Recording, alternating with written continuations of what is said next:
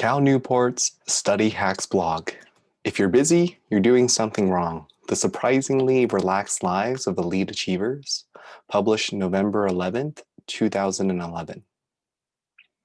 The Berlin Study. In the early 1990s, a trio of psychologists descended on the Universität der Kunst, a historical arts academy in the heart of West Berlin. They came to study the violinists. As described in their subsequent publication in Psychological Review, the researchers asked the Academy's music professors to help them identify a set of standout violin players. The students who the professors believed would go on to careers as professional performers. We'll call this group the elite players. For a point of comparison, they selected a group of students from the school's education department. These were students who were on track to become music teachers. They were serious about violin, but as their professors explained, their ability was not in the same league as the first group. We'll call this group the average players. The three researchers subjected to their subjects to a series of in-depth interviews. They gave them diaries which divided each 24-hour period into 15-minute chunks and sent them home to keep a careful log of how they spent their time.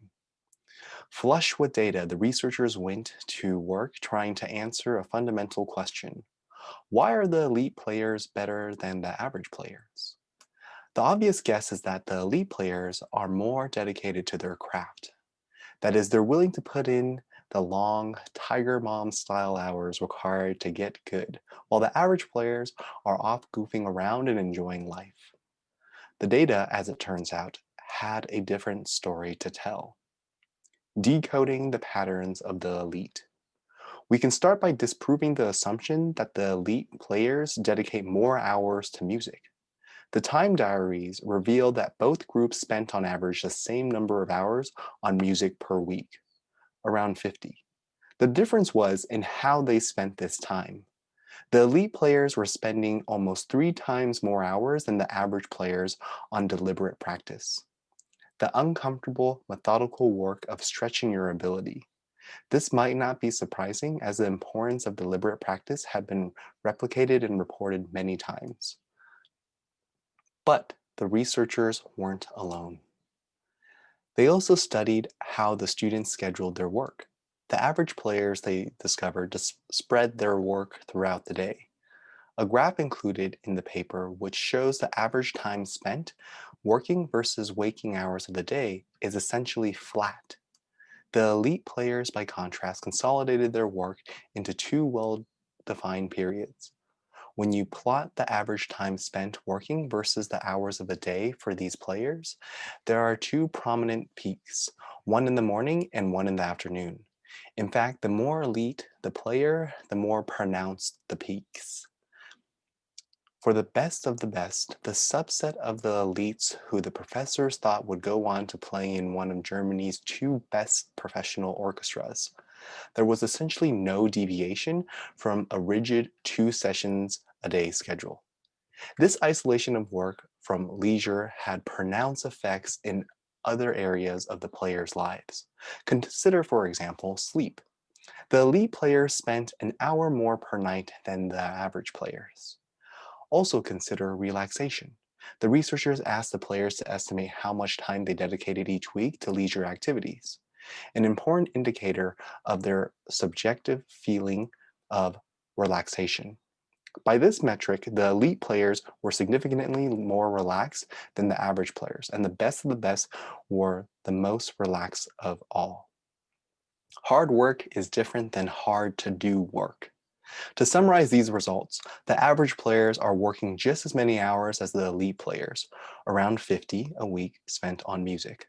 But they are not dedicating these hours to the right type of work, spending almost 3 times less than the elites on crucial deliberate practice. And furthermore, they spread this work haphazardly throughout the day.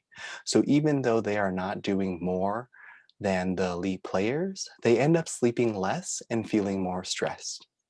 Not to mention that they remain worse at the violin. I've seen this same phenomenon time and again in my study of high achievers. It came up so often in my study of top students, for example, that I even coined a name for it: the paradox of the relaxed Rhodes Scholar. This study sheds some light on this paradox. It provides empirical evidence that there's a difference between hard work and hard to do work. Empirical is based on, concerned with, or verifiable by observation or experience rather than theory or pure logic. Hard work is deliberate practice. It is not fun while you're doing it, but you don't have to do too much of it in any one day. The elite players spent on average 3.5 hours per day engaged in deliberate practice, broken into 2 sessions. It also provides you a measurable progress in a skill, which generates a strong sense of contentment and motivation. Therefore, although hard work is hard, it's not draining and it can fit nicely into a relaxed and enjoyable day. Hard to do work, by contrast, is draining.